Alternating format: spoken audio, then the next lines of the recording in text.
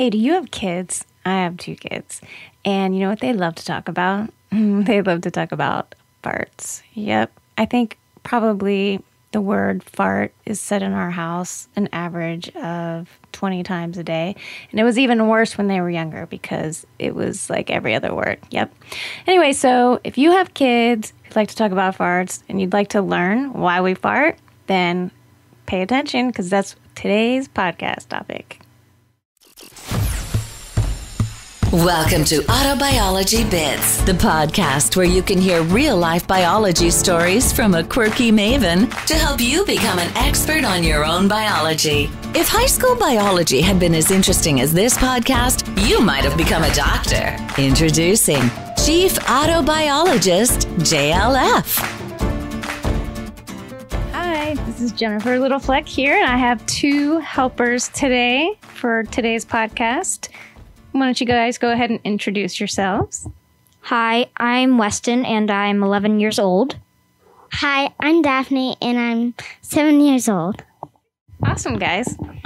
Hey, I have a question for you. How many times a day do you think that people fart? Maybe 6, 10. Well, mostly Weston. Well, how about 20? What do you think about that? That's more than I expected, but it's understandable. Yeah. Do you guys know why you fart? Why do you think you fart? First we'll start with Daphne. Daphne, why do you think people fart?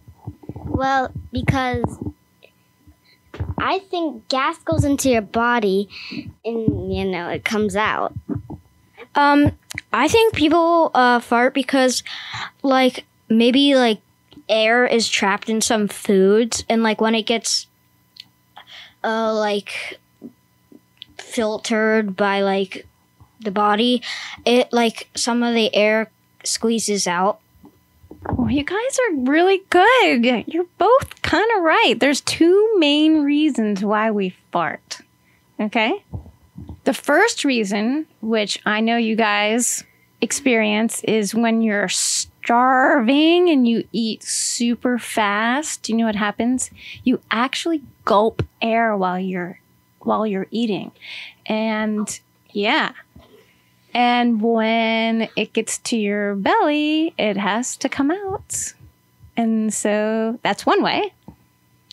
And another way is actually due to bacteria that live inside your belly.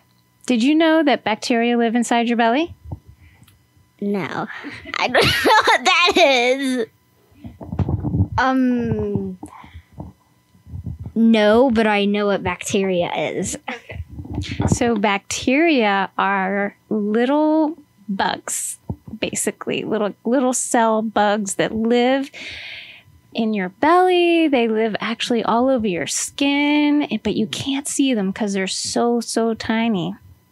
But they like to eat your food in your belly as well. And sometimes when they do that, they make gas bubbles. Wait, they eat my skin? Well, there are some bugs on your skin that help to eat your dead skin. But right now we're talking about the ones that live inside your belly. And there's good belly bugs and there's bad belly bugs. What do you think the good belly bugs do, Weston? Well, like you said, they would eat the food in your belly and stuff. Mm-hmm. I think those are the good ones. And they would just live in there and not do that much.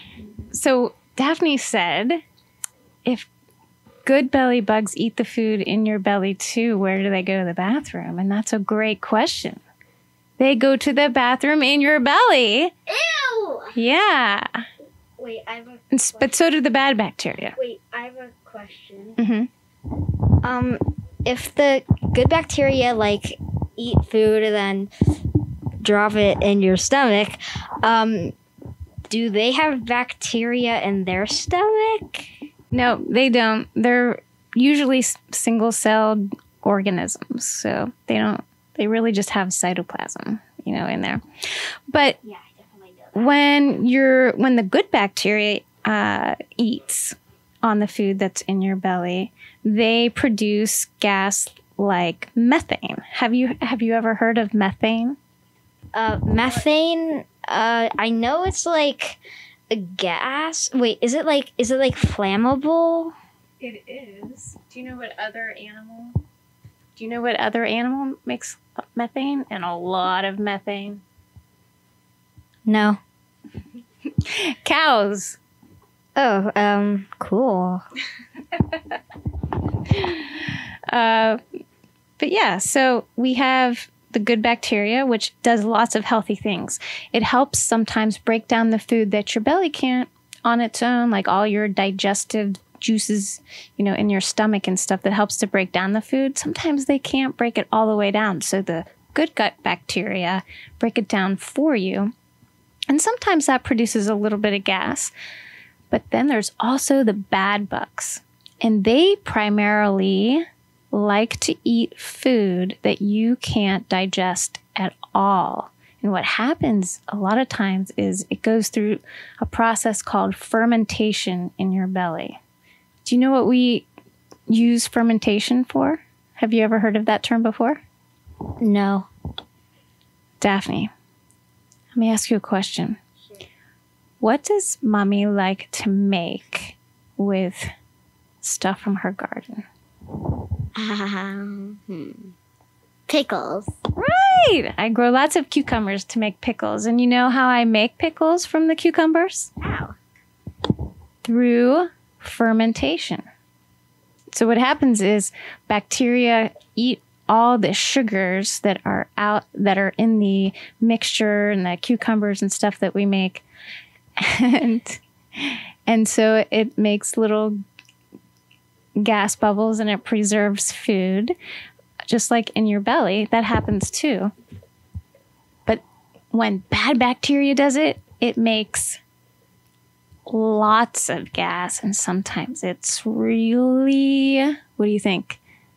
What do you accuse Weston of doing all the time? Making farts that are Stinky. stinky.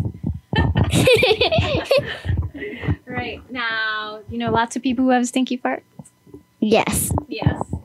Daddy.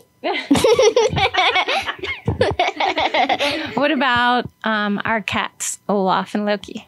Well, yes. Oh, yes. And Olaf usually just farts on blankets. Yeah. Okay. Well, there's some foods that make your farts even stinkier, and those are like garlic and onions, some kind of mushrooms and herbs and spices, things like that. They can make your farts really stinky. But more than anything, there are foods that are completely resistant to digestion, which means your body can't break them down at all. And everybody's a little bit different how they respond to these types of foods.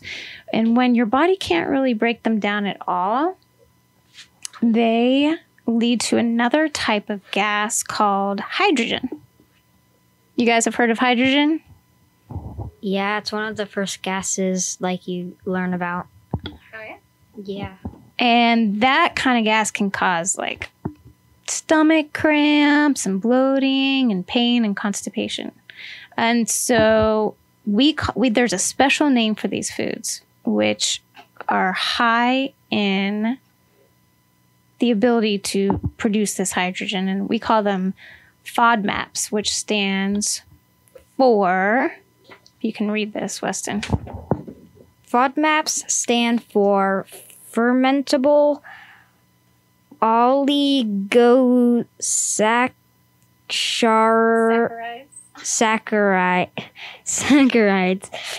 disaccharides,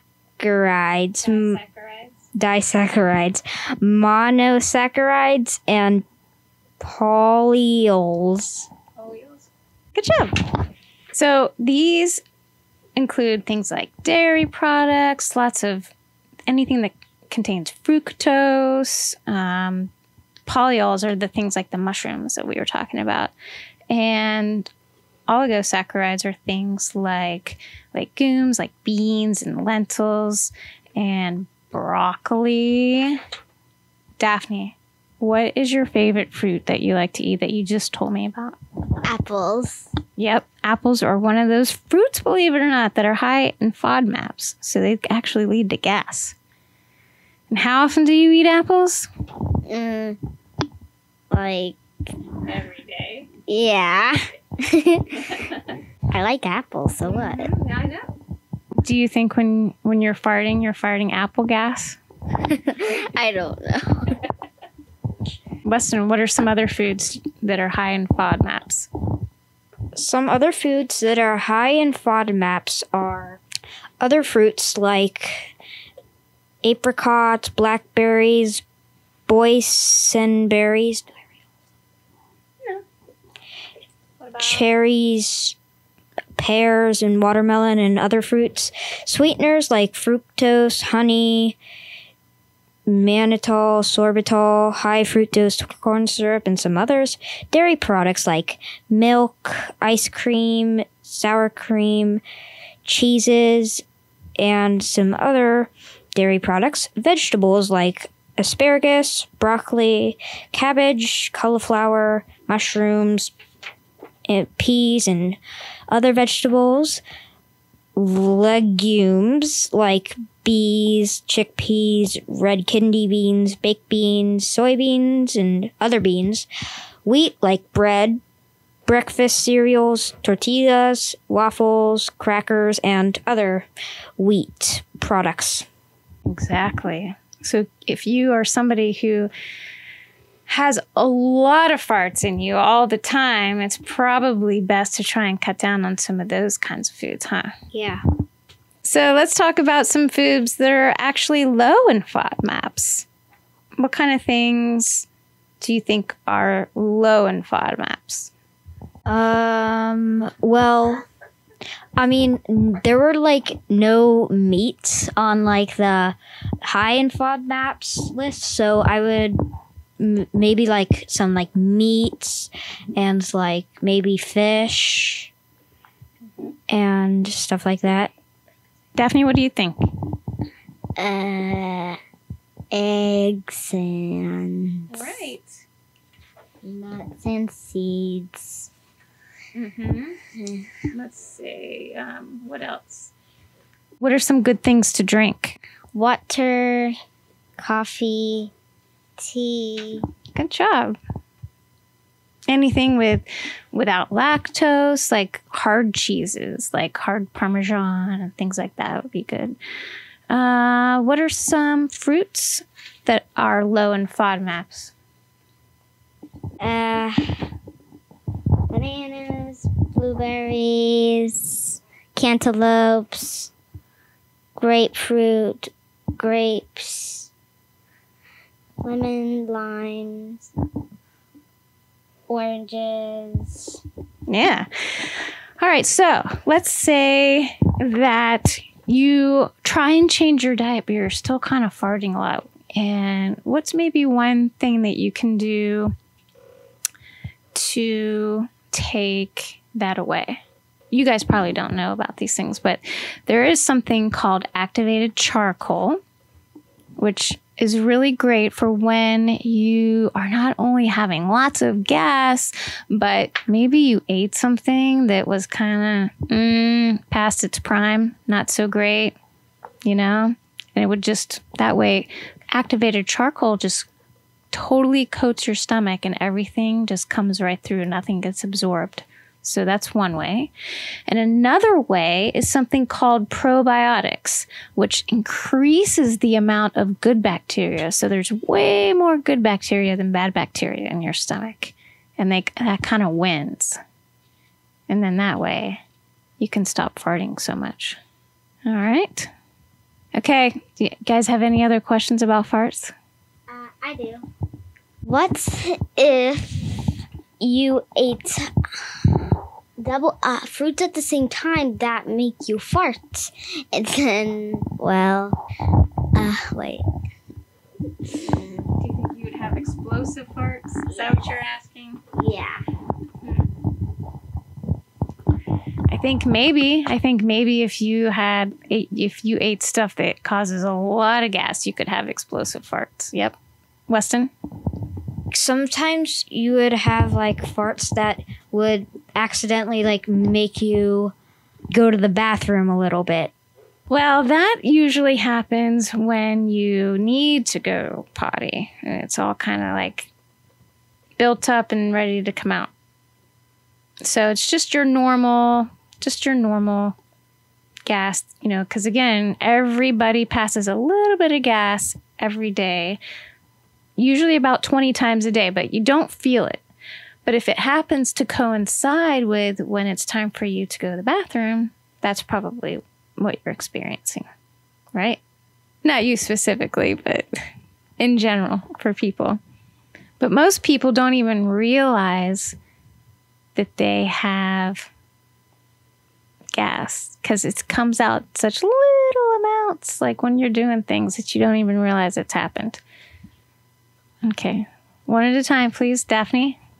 What if you have so little farts that you don't even fart? Like, nothing comes out, but still. Well, yeah, some people are extremely healthy and almost never experience big farts. So they would only experience the little ones that you can't even tell is happening. And that's because they eat foods that are really low in Fodmaps, and they have lots and lots of really good bacteria in their belly. Oh, and look, I actually answered Weston's question too. Yeah, that was kind of similar to my question. Like, do some people have like almost none? Mm-hmm. But there are some things that people can have who make them have more gas than normal. Those are people where their bellies get upset really, really easily by just eating normal foods. And if they're a little bit sad or upset, it makes it even worse and they make extra amounts of gas. Would that be like maybe like a little bit like older people? Like not like just like adults, like maybe like elderly people? Would that like be like people who would do that? Or is it just something to do with like overall healthiness, like even if you're unhealthy but young? No, that has to do more with just overall healthiness. So the unhealthier you are, typically the more bad bacteria you have in your belly and the more gas you have. So that was a great question, Weston. Daphne? Well, some people just think the fattest people they see is like has the biggest farts, and the littlest people they see has a really tiny farts. Is that true?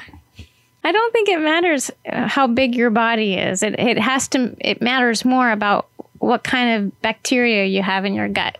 If you have the good kind or the bad kind. That was a good question, Daph. All right, Weston? So I don't know if this is true, but like I've heard like girls fart less than boys. Is that true? And if it is, why is that? Another excellent question. That is actually not true. Girls fart just as much as boys do. Well, like, if that's the case, like, why do people like think they fart less? Because they are just not aware of it, because it's in such small amounts that they don't even realize they're letting it go. But the thing is boys think it's funny.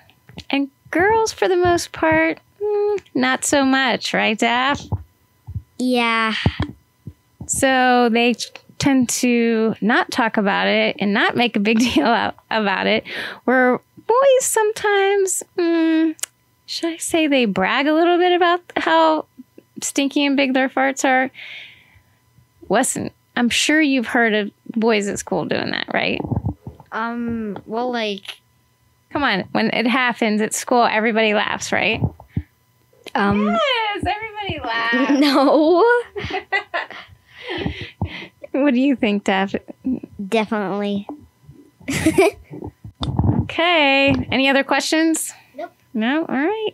Well, thank you so much, Daphne and Weston, for participating in today's discussion. Hope you guys found this interesting and you learned something today. Thank you so much if you're still with me after all that silliness. Oh, my goodness. But I did want to quickly run down for you what we've learned today on this show in a little more concise manner, just to wrap it all up. So why do we fart, pass gas, break wind, fluff, whatever you call it in your family? Well, there's two main reasons why.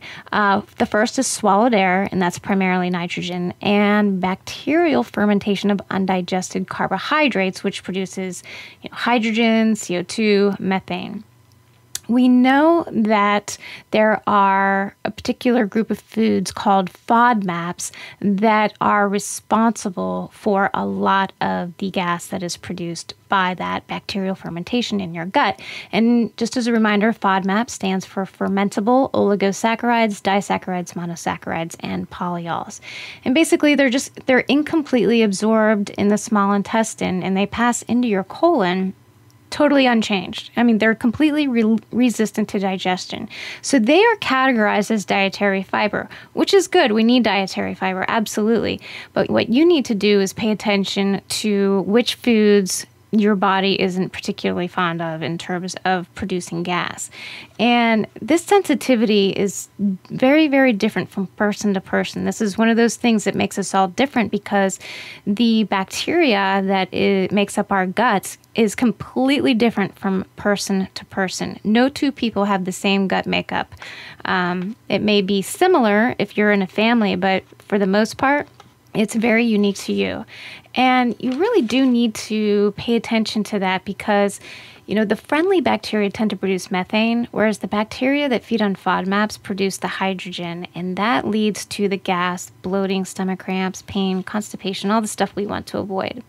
So in the show notes, I am going to list the foods that are high in FODMAPs and foods that are low in FODMAPs. So, basically, just real quickly, your fruits like apples, anything that's canned fruit, figs, pears, peaches, watermelon, sweeteners like fructose, high fructose corn syrups, your dairy products, vegetables like broccoli, Brussels sprouts, cabbage, cauliflower, garlic, things like, beans, chickpeas, lentils, and then wheat. And things that are low in FODMAPs are going to be your meat, fish, and your eggs, all the fats and oils, herbs, spices, nuts, seeds.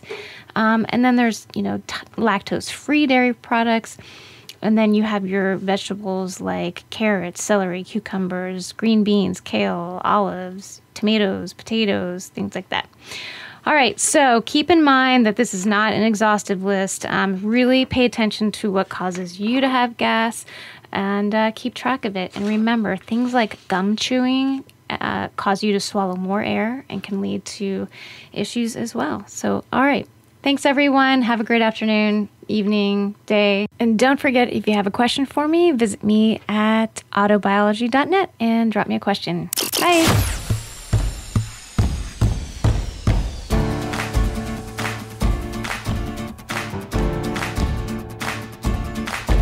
Do you have an autobiology question for JLF? Ask it at autobiology.net. And keep listening to see if your question has been featured. Follow JLF on Twitter and Instagram at autobiology_JLF. And remember, anyone can be an autobiologist.